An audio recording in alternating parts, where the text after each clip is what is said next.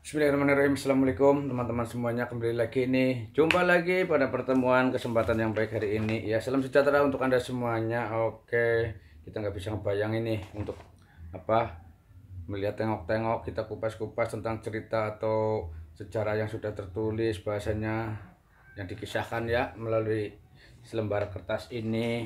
Lembaran-lembaran kertas ini kita kutip-kutip masih dari Wikipedia, teman. Kita kemarin sudah sampai part 7 tentang struktur kepemerintahan di mana era Majapahit itu apa namanya? ter, ter- diatur oleh struktur kepemerintahan kekerabatan ya. Jadi hal semacam di beberapa daerah akan dipimpin oleh masih kerabat-kerabat dari raja begitu, seperti apa namanya, masih keluarga begitu.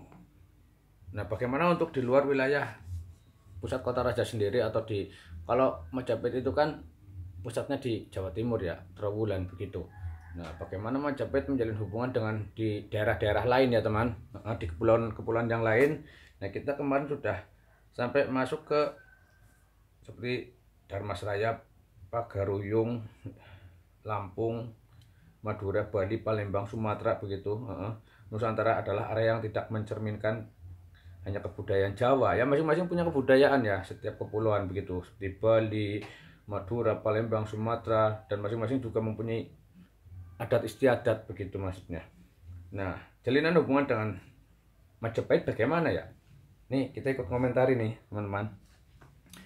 Jadi Jawa termasuk ke dalam koloni, jadi mereka berkelompok dan mereka harus membayar upeti tahunan. Jadi hubungannya seperti itu. Mereka menikmati otonomi yang cukup luas dan kebebasan internal. Jadi setiap kepulauan ada pemimpin rajanya, nanti mereka diberi kebebasan internal secara internal begitu kurang lebihnya. Tapi mereka harus membayar upeti tahunan kepada Majapahit.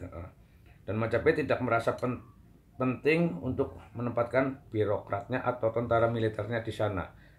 Gitu. Akan tetapi tantangan apapun yang terlihat mengancam ketuanan Majapahit atas wilayah itu akan menuai reaksi keras. Jadi memang Majapahit tidak menempatkan pasukan keamanan di kepulauan-kepulauan, tapi memberikan kebebasan secara internal. Tapi mereka hanya bayar upeti tahunan. Tapi kalau ada gejolak seperti perlawanan, baru Majapahit akan menindak begitu kurang lebihnya teman. Saya ikut komentar ini ya. Termasuk dalam area ini adalah kerajaan kecil dan koloni di Maluku, Kepulauan Nusa Tenggara, Sulawesi, Kalimantan, Semenanjung Malaya. Nah, kita ini dulu teman, bagaimana kita membayang di zaman kerajaan ya. Kita sekedar tengok-tengok mungkin. Jadi zaman dulu belum ada banyak toko pakaian, belum ada bakul bakso, sabun mandi, atau pasta gigi. Bagaimana orang dulu menjalani kehidupan ini ya teman-teman ya. Jadi seperti cara memasak, mungkin sudah adakah korek atau belum begitu, bagaimana mereka menyalakan api, mungkin teman-teman ada yang bisa jelaskan sama saya. Jadi untuk bisa membalas di kolom komen lah, silahkan begitu, kita sharing teman-teman. Terus toko baju belum banyak, bakul mie ayam, bakul apa gitu kan, pedagang-pedagang itu. Jadi bagaimana kalau kita membayangkan hidup di zaman dulu? Oh, nggak bisa ya teman, soalnya sejarah kita ya sekarang, masa sekarang, kalau itu masa lalu begitu kan. Nah, kita lanjut teman, ketiga kategori itu masuk ke dalam lingkaran pengaruh kerajaan Majapahit. Oh, jadi seperti wilayah tadi Maluku, Kepulauan Nusa Tenggara, Sulawesi, Kalimantan, Semenanjung Malaya, ketiga kategori masuk ke dalam lingkaran pengaruh kerajaan Majapahit. Akan tetapi Majapahit itu mengenal lingkup keempat, didefinisikan sebagai hubungan diplomatik luar negeri. Begitu teman. Nah, ini kemitraan ini maksudnya. Bahasanya dulu itu Mitreka Satata begitu. Nih teman. Oke, itu. Nih. Maksudnya adalah yang secara harafiah berarti mitra dengan tatanan. Aturan yang sama. Hal itu menunjukkan negara independen luar negeri yang dianggap setara oleh Majapahit, bukan sebagai bawahan dalam kekuatan Majapahit. Menurut Negara Kertagama Pupuh 15, bangsa asing adalah Sang Yotyapura, Ayodhya di Thailand, Dhammanagari, kerajaan Nakhon Sitamarat, Marutma, Rajapura, dan Sinhanagari, kerajaan Myanmar, kerajaan Champa, Kamboja, dan Yaman, Annam. Ini yang masuk ke dalam kemitraan, teman. Ini masuk ke Mitreka Satata atau kemitraan yang tadi dapat dianggap sebagai aliansi Majapahit, karena kerajaan asing di luar negeri seperti Cina dan India tidak termasuk dalam kategori ini meskipun Majapahit telah melakukan hubungan luar negeri dengan kedua bangsa itu. Pola kesatuan politik khas sejarah Asia Tenggara purba seperti kemudian diidentifikasi oleh sejarawan modern sebagai Mandala. Jadi untuk wilayah Majapahit itu mungkin ini pendapat kita ya teman, untuk di mana ada jejak Majapahit di situ mungkin ada nama-nama Mandala, Bukit Mandala atau Curug Jenggala atau apa begitu mungkin. Nah, itu kalau kita membahas tentang wilayah untuk Majapahit meninggalkan jejak seperti itu. Kesatuan yang politik ditentukan oleh pusat atau inti kekuasaan daripada perbatasannya dan dapat tersusun atas beberapa unit politik bawahan tanpa integrasi administratif lebih lanjut.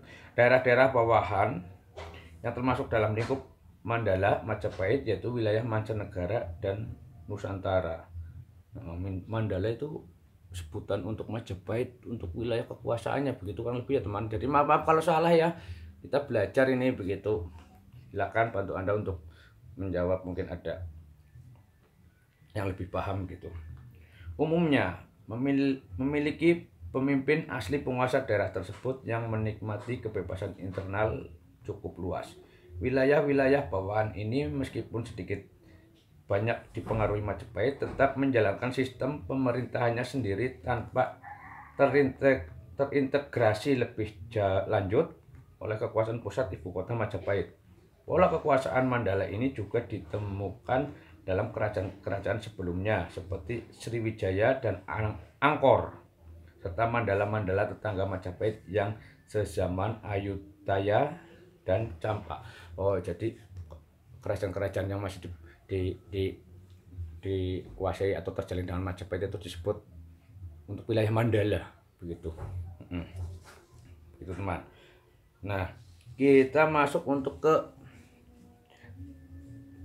mungkin untuk besok aja teman. Kita besok masuk ke nama-nama raja-raja Majapahit ya teman. Ini raja-raja Majapahit, nama dan gelar, lalu tahun dalam masa menjabat menjadi raja. Jadi kita besok masuk ke nama-nama raja dan gelar lalu tahunnya begitu. Nah, biar cepat rampung selesai ya teman, kita baca-baca, semoga bermanfaat begitu. Nah, untuk kedepannya lagi kan kita mau cari-cari lagi catatan-catatan begitu. Seperti ini kita udah pegang juga Gunung Slamet dan sejarah kerajaan Galuh Purba yang berasal dari dari Gunung Slamet. Nah, sedikit kita kutip ya teman. Nih, Gunung Slamet dan sejarah kerajaan Galuh Purba. Nanti besok kita kasih tahu nih linknya, kita ambil sumber dari mana ya. Kita sedikit kasih kutipan dulu. Gunung Slamet merupakan gunung api tertinggi kedua di Pulau Jawa dan terbesar di Jawa Tengah. Gunung ini berada di daerah perbatasan 5 wilayah terdiri dari Kabupaten Brebes, Banyumas, Purbalingga, Kabupaten Tegal, dan Kabupaten Pemalang, Provinsi Jawa Tengah. Nah, Gunung Slamet itu termasuk wilayah Kabupaten Banyumas teman, 5 kabupaten dan dekat dari daerah kita di sini. Nah, berdasarkan catatan sejarah Belanda Van der Meulen pada abad ke-1 Masehi, terbentuklah kerajaan Galuh Purba di Gunung Slamet. Inilah kerajaan pertama dan terbesar di Jawa Tengah, abad ke-1 teman. Untuk besok kita masuk ke kupas-kupas kerajaan di Jawa Barat. Kalau kita kemarin Majapahit, besok kita masuk ke nama-nama raja Majapahit, era tahun menjabatnya dan gelarnya. Oke? Semoga bermanfaat teman. Terima kasih. Dan yang masih nggak bisa bayangin kalau hidup di zaman dulu teman, belum ada sabun, belum ada baju, toko baju banyak, belum ada pedagang-pedagang bakso dan lain-lain. Oke teman, terima kasih. Terima kasih. Salam untuk Anda semuanya, semoga diberi kesehatan. Salam sejahtera, salam damai. Wassalamualaikum warahmatullahi wabarakatuh. Rahayu, rahayu, rahayu.